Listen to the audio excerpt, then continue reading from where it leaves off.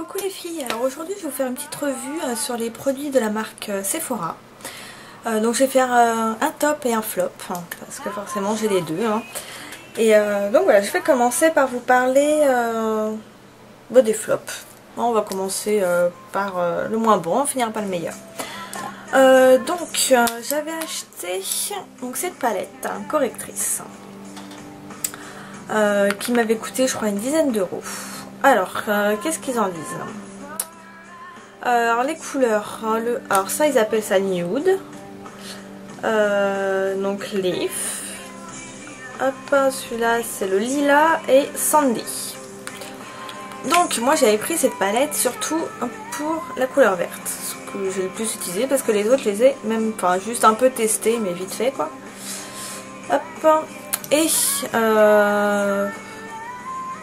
et moi j'ai pas du tout aimé parce que c'est très sec. C'est à étaler sur son visage, c'est une horreur. Puis franchement moi je trouve que c'est un gadget quoi. Ça sert à rien. Donc non, du coup non, c'est vraiment un produit très sec qui s'étale très mal sur le visage et moi je vous le conseille pas du tout. Il y a des palettes correctrices à la limite à partie ouais, je sais pas, dans la marque ELF, je pense qu'elle est beaucoup mieux et qui coûte beaucoup moins cher que Sephora. Donc ça j'ai pas aimé. Qu'est-ce que j'ai pas aimé? Alors il y avait un produit que j'ai jeté, c'était le top coat de Sephora. Forcément vu que c'est une revue sur Sephora. Donc ça se présente comme ça. Hein. Là c'est une base mais c'est exactement le même packaging. Et j'ai pas aimé parce que j'ai trouvé que il s'étalait mal, il était épais et ça me protégeait absolument pas long, ça me durait pas du tout. Au bout de 2 jours, moi, mon vernis était déjà caillé et au bout d'un moment, il me restait ça à l'intérieur, donc quand même un bon quart quoi. Je pouvais même plus y aller parce qu'il avait à moitié séché, enfin même non, il s'était épaissi. Et il était devenu immétable quoi. Donc voilà, donc le top coat j'ai pas du tout aimé. Et il doit coûter dans les 6,80 € je crois. De toute façon j'ai mis tous les prix dans l'article que je vais poster également sur mes tops et flops de Sephora. Donc il y a celui-ci aussi, donc c'est une base sérum durcisseur et fortifiant. Donc qui sert aussi comme base. Qui est aussi au même prix, 6,80 € je crois. Et que j'ai arrêté d'utiliser. Alors je l'ai pas utilisé beaucoup, vous pouvez voir, parce que moi j'ai mis un des vernis ELF, un foncé, et il a carrément traversé la base et il m'a tout coloré l'ongle et j'ai des ongles tout roses. Donc là ça vous voit pas parce que forcément maintenant je mets tout le temps du vernis parce que c'est hyper moche. Donc du coup pour une base super hein, qui est censée éviter le jaunissement des ongles et la coloration à cause des autres vernis, top quoi. Donc du coup j'ai fait je laisse tomber, bye bye. Donc de toute façon on va finir à la poubelle aussi. En flop, pour ma peau du moins, peau grasse hein, parce que sinon ouais, ça reste un bon produit, c'est leur fond de teint. Ils appellent ça fond de teint hydratant et lissant.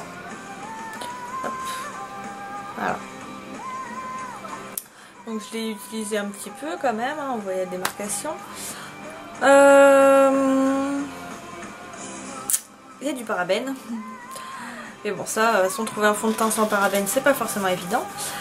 Il y a un indice de protection de 10 donc contre le solaire, donc c'est vachement bien. Moi je trouve ça pas mal.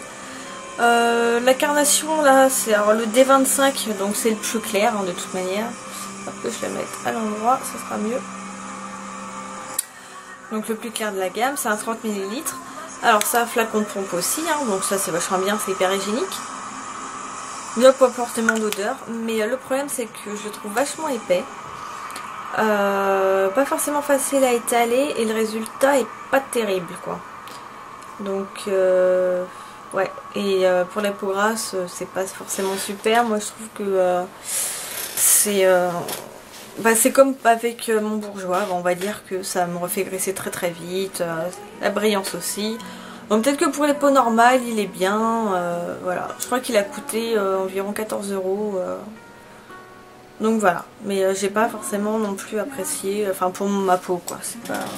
Mais ouais, le résultat un peu trop, ouais, il est trop épais, donc du coup, moi j'aime pas, je mets du fond de teint mais pas à outrance, j'en mets juste un peu, hein, histoire d'unifier le teint, c'est pas pour camoufler, moi je mets pas du fond de teint pour camoufler. Parce que de toute façon j'ai trop d'imperfections, donc ça sert à rien. Et j'aime pas avoir 2 cm de fond de teint sur le visage. Donc quand c'est trop épais comme ça, je supporte pas. Donc voilà, là j'ai fait mes flops, donc bon il y en a peu, enfin en même temps je sais pas utiliser beaucoup de produits, mais voilà. Donc maintenant je vais faire mes tops. Alors pour ça, on va revenir au vernis. Pour celles qui mettent beaucoup de vernis comme moi, le correcteur de vernis est juste tip top. Moi ça fait déjà un bon moment que je l'ai, je crois qu'il coûte 6 €, je crois, un truc comme ça, donc ça va. Parce que j'avais utilisé celui de Sephora, c'est vrai. Celui d'Yves Rocher et j'avais pas du tout aimé parce que la mine était trop souple. Donc du coup ça s'écrasait et au lieu de bien rester dur et retirer vraiment, on pouvait vraiment avoir de la précision. Bah là comme c'est tout écrasé, bah on enlevait tout, c'était trop le bordel. Donc là vous voyez la mine n'a absolument pas bougé, bon elle est sale hein. Mais je veux dire voilà c'est pas grave. Donc là vous voyez elle a vraiment pas bougé quoi, elle est un petit peu aplatie mais depuis le temps que je l'utilise voilà. Et non franchement ça marche super bien, vous pouvez vraiment aller dans les petits coins, et après en fait à chaque utilisation il faut l'essuyer sur un sopalin. Comme ça même voilà si ça reste taché c'est pas grave quoi, ça n'empêche pas d'être utilisable. Si vous trouvez que la mine est un petit peu sèche, moi ce que je fais de temps en temps c'est que je la trempe dans du dissolvant que j'ai à côté en bouteille quoi, et hop c'est reparti quoi.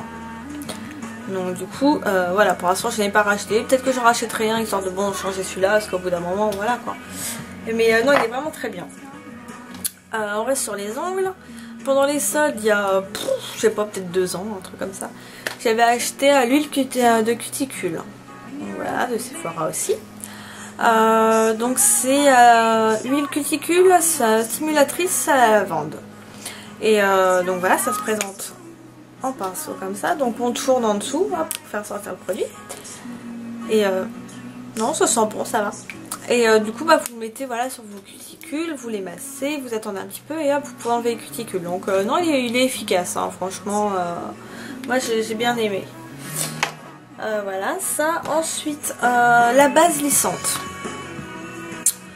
Elle coûte 10 €, 80, 90, un truc comme ça il me semble. Bon je l'ai quand même pas mal utilisé hein, vous voyez ça arrive là. On a l'impression qu'il n'y a pas grand chose dedans parce que c'est un quoi, un 15 ml. Mais il en faut vraiment très peu. Donc c'est pas mal. Alors ça se met après la base hydratante et avant la base verte. Si vous mettez une base verte. Sinon c'est crème hydratante, la base lissante et votre fond de teint. Vous en mettez juste un tout petit peu. Donc généralement on en met voilà aux ailes du nez pour cacher un peu flouter les pores. Donc ce que j'en pense, donc oui c'est elle floute un peu les pores, voilà, ça les rend pas invisibles hein, c'est pas non plus un produit miracle hein. Donc oui ça floute un peu les pores, ça lisse la peau et c'est vrai que ça facilite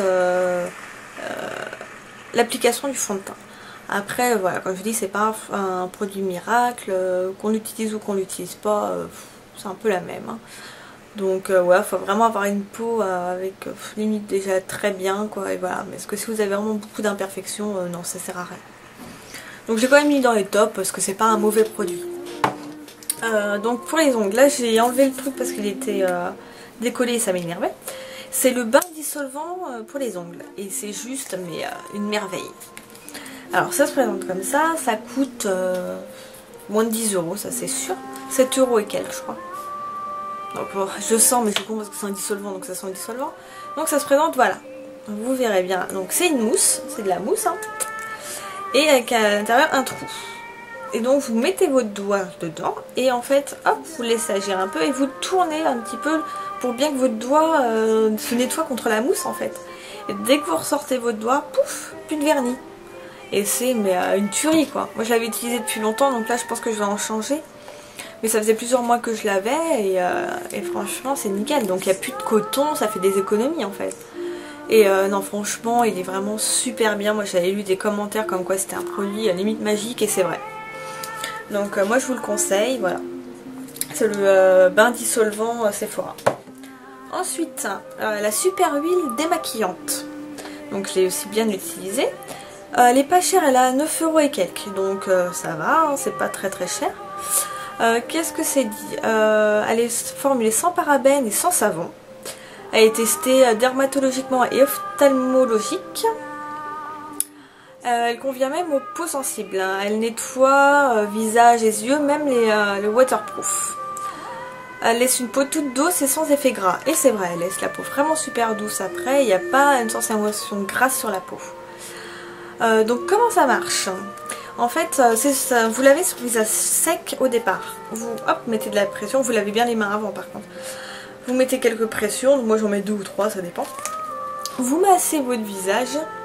Et ensuite vous mouillez vos mains. Et là vous allez renettoyer et ça va se transformer en lait.